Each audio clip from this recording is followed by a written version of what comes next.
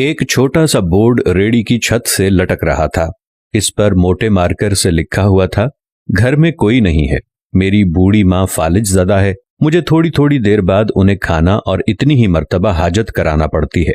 अगर आपको जल्दी है तो अपनी मर्जी से फ्रूट तोलें और पैसे कोने पर रैगजीन के गत्ते के नीचे रख दीजिए। साथ ही रेट भी लिखे हुए हैं, और अगर आपके पास पैसे ना हो तो मेरी तरफ से ले लेना, इजाजत है। वल्लाहु खैरुर राज़िकीन। इधर उधर देखा, पास पड़े तराजू में 2 किलो सेब तोले, दर्जन केले लिए, शॉपर में डाले, प्राइस लिस्ट से कीमत देखी, पैसे निकालकर रेडी के फट्टे के गत्ते वाले कोने को उठाया। वहां 100-50 10-10 के नोट पड़े थे। मैंने पैसे उसी में रखकर उसे ढक दिया। इधर उधर देखा कि शायद कोई मेरी तरफ मुतवज्जे हो, और शॉपर उठाकर वापस फ्लैट पर आ गया। इफ्तार के बाद मैं और भाई उधर गए। देखा एक बारिश आदमी, दाढ़ी आधी काली आधी